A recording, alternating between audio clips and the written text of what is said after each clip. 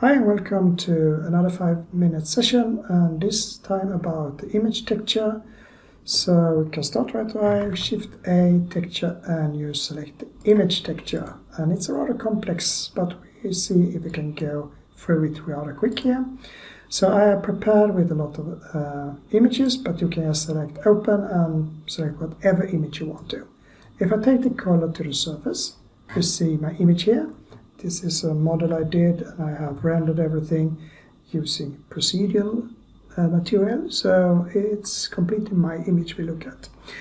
The reason I go really close now is because we are checking the first one that is called interpolation, and that is how all the small pixels are mixed together. So if I'm here and I have linear, that is the standard mix. It's rather smooth between the pixels and works in most cases. Then you have the closest. It doesn't mix them together. Every pixel has its own color, and it doesn't look so much too smooth than anything. It's good to use when you have like pixel art or something like that, but you should not use it on an image that you want to present out. And then you have cubic, which is the smoothest. So using that is, let's see here, closer, cubic. It's really smooth. So now you get a really smooth and nice image. This is really good when you use height maps or bump maps, because then it's smoothed out. And a height map and bump map, we have not gone through it, but it's when you fake values or heights in a flat image. Okay. Then we have this thing with flat here, and that is why I have a lot of things here, because here you can change it to box, for instance.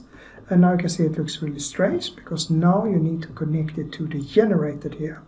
And when you do that, everything looks nice. So a box, put the image on each side here, and the sphere makes it look better on a sphere.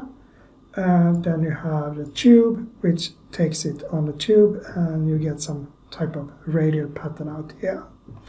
If we go back to the box, you can see we have the image here as well on the sphere and everywhere, but we have a really hard edge here between the images.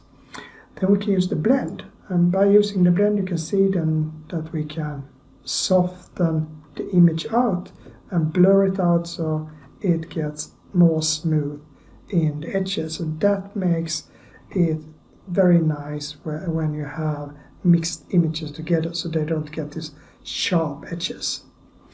Okay, then we have repeat, and I will go to object mode, and that gives me twice amount of images here. And we have repeat, and then you can see we have 4 images here because it's repeating every image. But we can also select extend, and then it just take the edges and just drag them out, extend the image, but it's still just one image. And in most cases, yeah, I don't know why you should use extend, but it could be you're close to an edge and you want it to go really nice out, then you can use the extend here.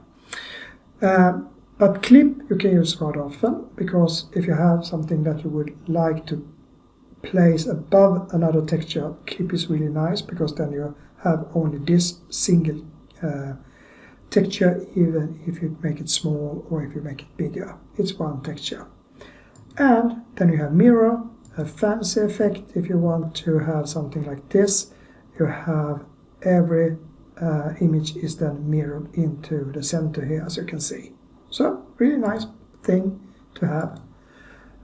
You can have movie here as well. So as I have now, I have a single image and I have movie.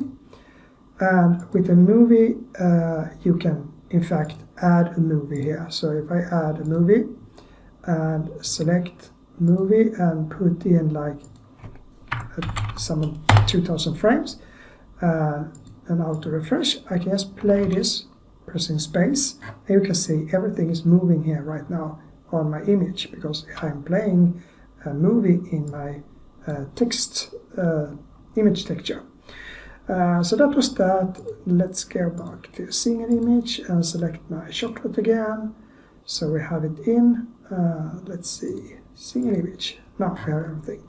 Then we have the color space. It's really hard because we have a lot of them. So I will just say use RGB if it's really color, use non-color if it's something that you will use for metallic or something like. You can see it's really big difference.